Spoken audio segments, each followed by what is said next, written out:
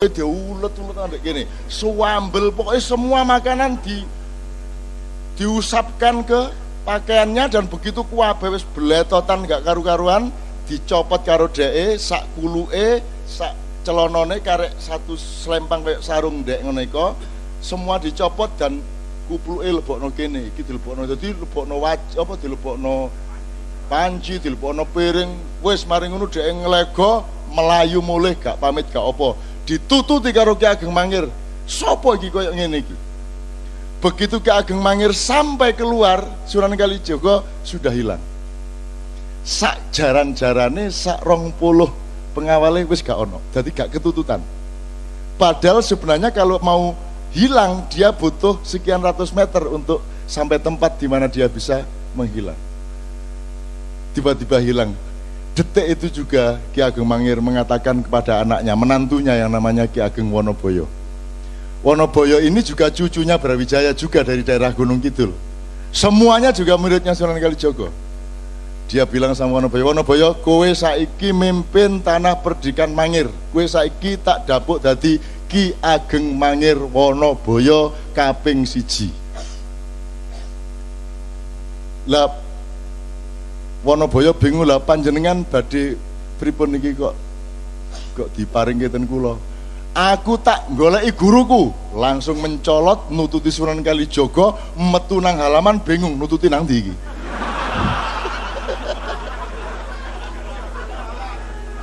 Begitu metu regol nang ndi rono tarono, wis pokoknya akhirnya melayu ngono ae. Melayu terus, dolek sampai berbulan-bulan, sampai akhirnya dia ketemu di lereng Gunung Merapi. Kemudian Sunan Kalijaga mengatakan, oke, nek kowe arep dadi muridku, tak uji sik, kowe kudu iso dadi naga ngubengi Gunung Merapi, ilatmu karo buntutmu kudu iso gathuk. Wah, berusaha setengah mati. Itu simbolik, artinya dia diakui murid kalau dia sudah menyebarkan kebaikan ke seputar Gunung Merapi. Teman-teman sekalian kan pernah tahu ceritanya Nasruddin toh? Nasruddin Hoja. Mirip seperti itu toh? Itu di Persia sana, jadi itu di zaman Genghis Khan. Ada seorang sufi gendeng kayak Abu Nawas, diundang nang keraton gak diterima karo satpam karena pakaiannya tidak memenuhi syarat. Akhirnya dia mulai nyili tonggone, berpakaian tertib yang memenuhi syarat, dia datang lagi ke keraton, sampai di situ diterima. Mangkel atine, sing diterima lak duduk aku ah, sing diterima lak pakaianku ah. Akhirnya dia melbu ke perjamuan, kelambine dicopot, semangat dicopot dilewebokno ngono mang bleng. Akhirnya mulih karo katokan tok, satpam dulu kok sampean mangsul katokan. Lho sing diundang lak pakaian duduk aku, mulai deh. Iku Nasruddin. Tapi lah gak sampai, jangan sambel-sambel dibledot. Nah, Sunan Kalijaga Jawa rek lebih dari wong Arab ya wong Persia. Nek ngono tok gampang iku rodok luwih dramatis. Ngono nek Jawa. Itu sekalian ya, oke. Jadi Sunan Kalijaga itu pun dia mengalami kegagalan. Saya kasih dua aja kegagalannya. Kegagalan dalam arti dia nggak gagal, cuman sejarah punya sifat sendiri dan Allah memiliki rencana sendiri. Kamu tahu, Mas Karebet ketika dia menjadi Raja Demak, tapi dia memilih beristana di Pajang, itu ada yang tidak terima, yang merasa dia lebih berhak untuk menjadi raja, yaitu Haryo Jipang atau Haryo Raden Penangsang. Ya. Karebet ini sakti luar biasa. Karebet ini yang memegang Kiai Sangkelat. Kiai Sangkelat ini yang membikin adalah Empu Supo Anom. Itu empu nomor 1 kerajaan Mojopahit. Yang pernah dicuri keris ini dari kerajaan Demak oleh oleh Ki Maling Celoring. Jadi tahu krungu Maling Celoring? Celoring itu asal usulnya iku ana wong jenenge Ki Celoring ndek Blambangan kono. Carane mlebu omahe wong iku gak perlu lawang, gak perlu bolongan, pokoknya ana lampu titik set mlebu deh. Maka dia berhasil mencuri Kiai Sangkelat ini di kerajaan Demak. Wes digonang Blambangan Sunan Kalijaga roh, oh gampang po supaya konang Blambangan pura-pura oh dadi pandai besi.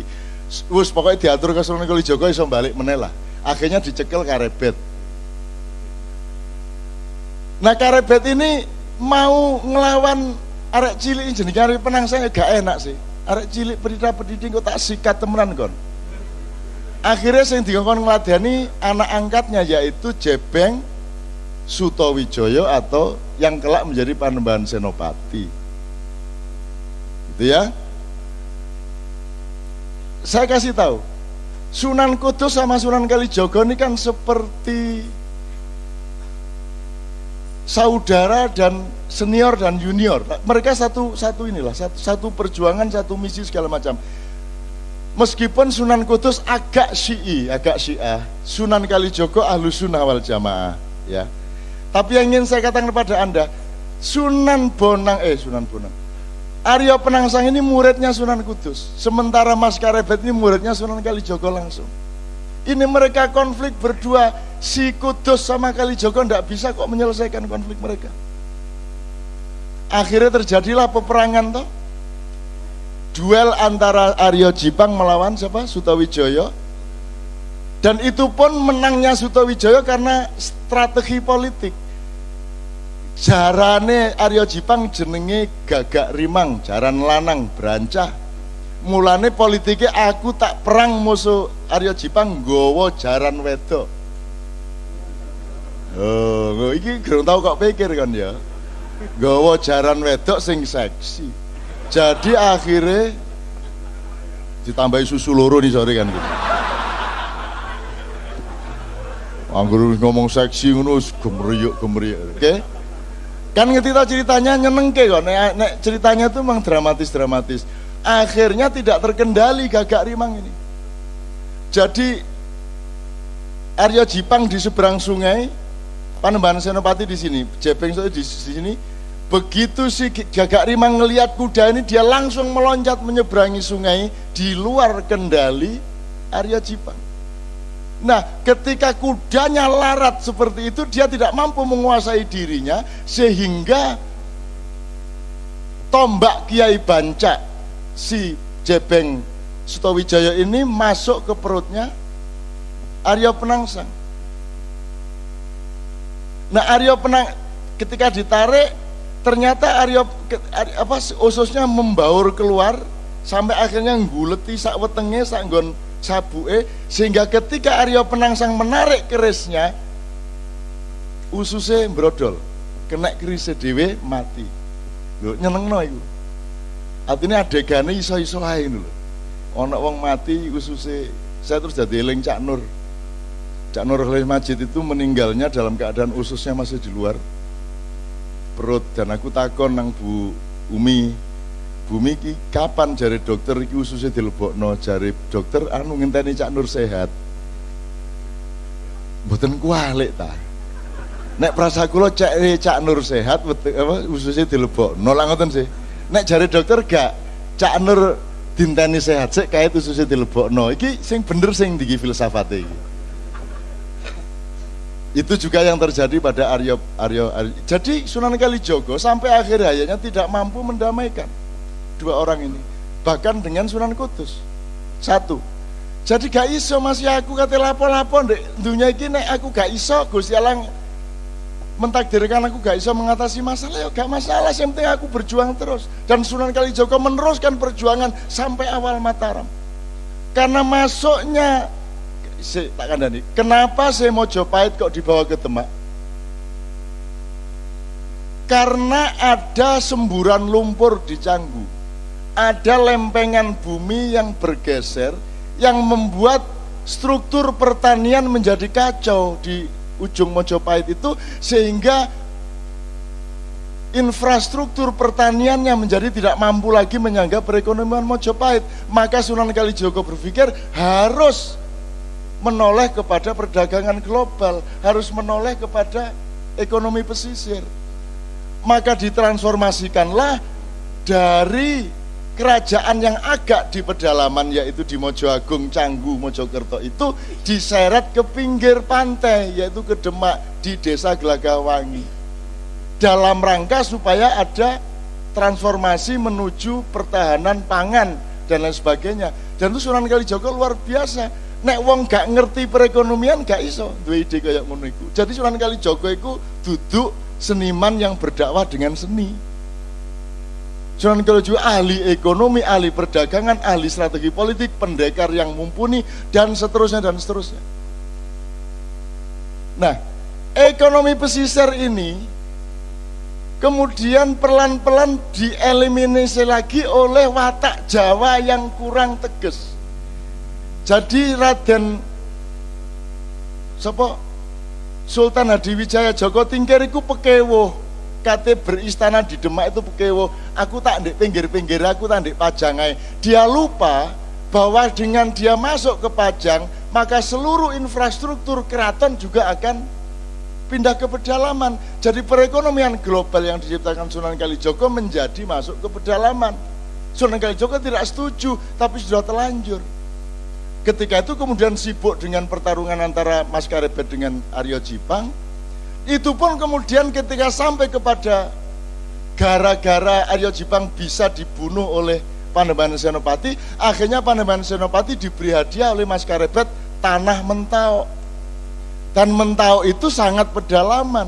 Maka terjadilah degradasi politik.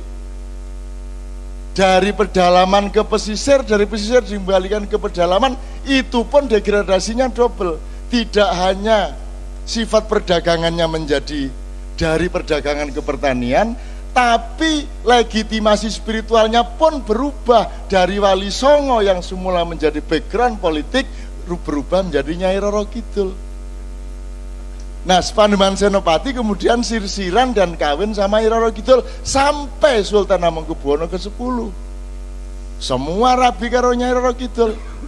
Atimbangane tak kongon pegatan Roro Kidul tak kon jilbaban ngono ae saiki.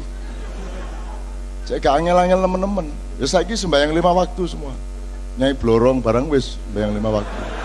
Kadang-kadang melok jemuan barang. Ngono ya kanca-kanca ya. Saya ingin mengatakan kepada Anda, ayo belajar sejarah supaya Anda tahu Anda ini Garuda.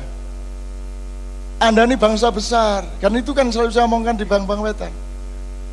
Nggak apa-apa sampai akhir hayat Anda belum berhasil, nggak apa-apa. Anakmu yang berhasil, nek gak anakmu putumu. Tapi kita bangun kembali paruh yang baru itu, kuku yang baru itu, dan tidak pernah putus asa. Gak direken karo pemerintah, gak direken karo Indonesia, anggitmu Bang Wetan direken ngono ta ya apa? Kene ya gak ono sing ngreken. Gitu loh. Ayo direken-reken dhewe. Kok repot. Geden di Bang Wetan karo Indonesia aku takon, secara nilai. Secara nilai. Komprehensinya, kedalamannya, ketinggiannya, ketajamannya, gede mana Indonesia sama Bang Wetan? Pernahkah Indonesia mencapai ilmu-ilmu seperti ini? Tidak kan? Lagi lebih besar Bang Wetan. Lah iya, wong jelas Bang Wetan luwih gede timbang Indonesia, kok kon njaluk digendong Indonesia? Lah dengkek Indonesia gendong Bang Wetan. Kon sing kudu gendong Indonesia, betul enggak? Kamu jangan minta diakui loh yang lebih kecil dari kamu.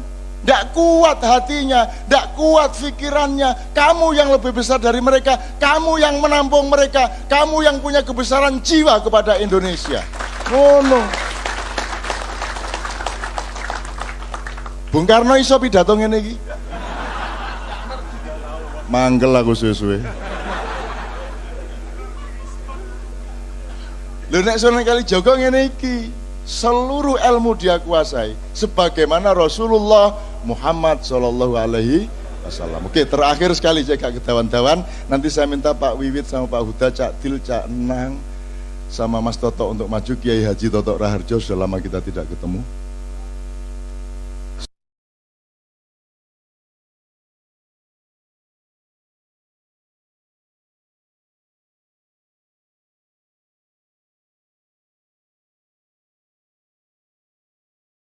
dia ulet-ulet ambek gini, suambel, pokoknya semua makanan diusapkan ke pakaiannya, dan begitu kuwabe wis bletotan gak karu-karuan, dicopot karo dheke, sak kuluke, sak celonone karek satu selempang kayak sarung dek ngono iku, semua dicopot dan kupluke lebokno kene, iki dilebokno, dadi lebokno apa dilebokno panci, dilebokno piring, wis mari ngono dhek nglego melayu mulih gak pamit gak apa, ditututi karo Ki Ageng Mangir.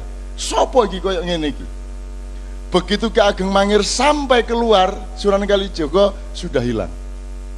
Sak jaran-jarane sak 20 pengawale wis gak ono, jadi gak ketututan. Padahal sebenarnya kalau mau hilang dia butuh sekian ratus meter untuk sampai tempat di mana dia bisa menghilang. Tiba-tiba hilang. Detik itu juga Ki Ageng Mangir mengatakan kepada anaknya, menantunya yang namanya Ki Ageng Wonoboyo. Wonoboyo ini juga cucunya Brawijaya juga dari daerah Gunung Kidul. Semuanya juga muridnya Sunan Kalijaga. Dia bilang sama Wonoboyo, Wonoboyo, kowe saiki mimpin tanah perdikan Mangir. Kowe saiki tak dapuk dadi Ki Ageng Mangir Wonoboyo kaping 1. Lah Wonoboyo bingung, lah panjenengan badhe pripun niki kok diparing ten kula. Aku tak goleki guruku, langsung mencolot nututi Sunan Kalijaga, metu nang halaman bingung nututi nang ndi iki.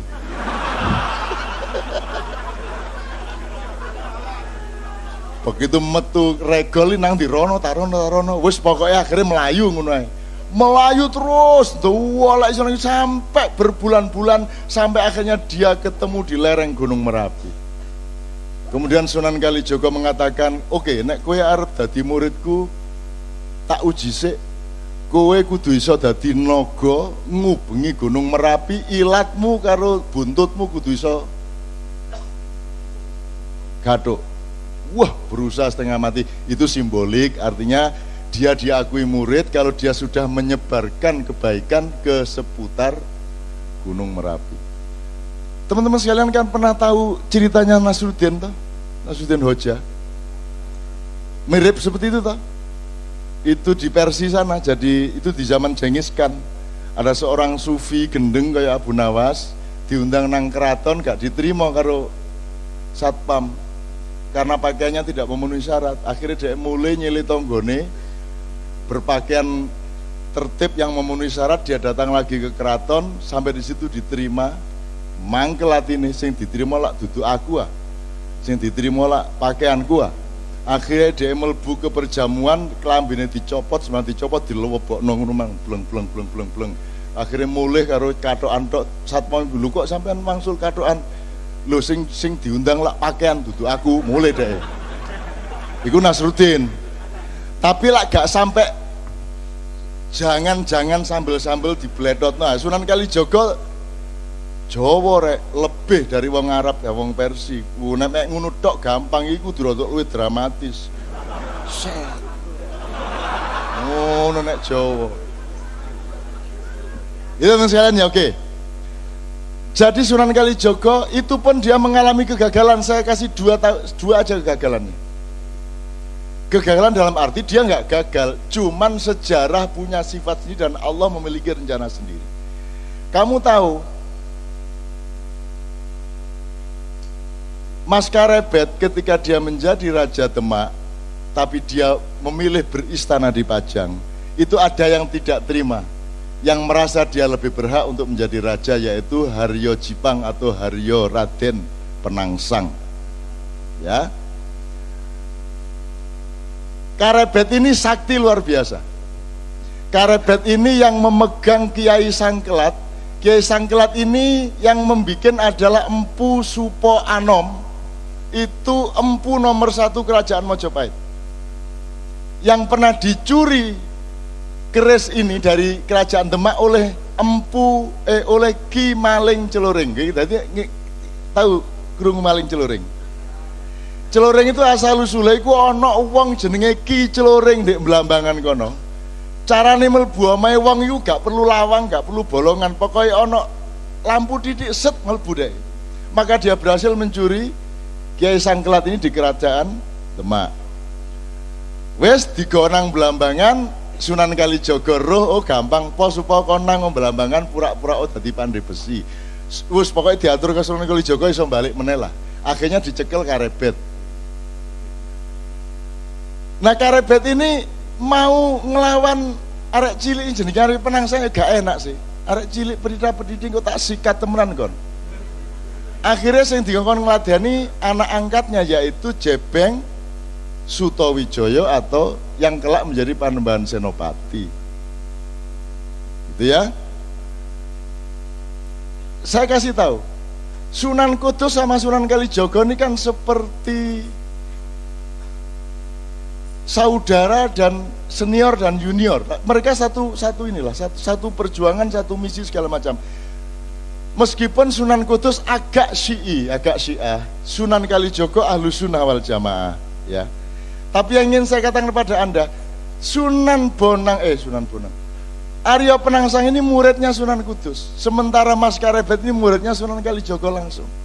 Ini mereka konflik berdua, si Kudus sama Kalijaga tidak bisa kok menyelesaikan konflik mereka. Akhirnya terjadilah peperangan toh, duel antara Arya Jipang melawan siapa? Sutawijaya. Dan itu pun menangnya Sutawijaya karena strategi politik. Jarane Arya Jipang jenenge Gagak Rimang, jaran lanang brancah. Mulane politiknya aku tak perang musuh Arya Jipang nggawa jaran wedok. Oh, iki kurang tahu kok pikir kan ya. Nggawa jaran wedok sing seksi. Jadi akhirnya ditambahi susu loro nih sore kan gitu. Anggur ngomong seksi ngono gemeriyuk, oke? Kan ngerti tau ceritanya nyenengke kok, nek ceritanya tuh memang dramatis. Akhirnya tidak terkendali Gagak Rimang ini. Jadi Arya Jipang di seberang sungai, Panembahan Senopati di sini, Jepeng di sini. Begitu si Gagak Rimang ngelihat kuda ini, dia langsung meloncat menyeberangi sungai di luar kendali Arya Jipang. Nah, ketika kudanya larat seperti itu, dia tidak mampu menguasai dirinya, sehingga tombak Kiai Banca si Jebeng Sutawijaya ini masuk ke perutnya Arya Penangsang. Nah, ketika ditarik, ternyata ususnya membaur keluar sampai akhirnya ngguleti sak wetenge sak nggon sabuke, sehingga ketika Arya Penangsang menarik kerisnya, ususnya brodol, kena kerisnya dewe mati. Lho nyenengno iku. Artinya adegannya iso-iso ae lho. Ana wong mati ususnya, saya terus jadi eling Cak Nur. Cak Nur Khalil Majid itu meninggalnya dalam keadaan ususnya masih di luar perut, dan aku takon nang Bu Umi, Bumi ki kapan jari dokter iki ususnya dilebokno, jari dokter anu ngenteni Cak Nur sehat. Mboten kualik ta. Nek prasa kula Cak Nur sehat ususnya dilebokno lha ngoten sih. Nek jari dokter gak Cak Nur dinteni sehat sik kait ususnya dilebokno. Iki sing bener sing diki filsafate iki. Itu juga yang terjadi pada Arya. Jadi Sunan Kalijaga sampai akhir hayatnya tidak mampu mendamaikan dua orang ini, bahkan dengan Sunan Kudus. Satu, jadi gak iso masih aku kate lapo-lapo ndek dunia iki, nek aku gak iso Gusti Allah mentakdirkan aku gak iso mengatasi masalah, ya gak masalah, yang penting aku berjuang terus. Dan Sunan Kalijaga meneruskan perjuangan sampai awal Mataram. Karena masuknya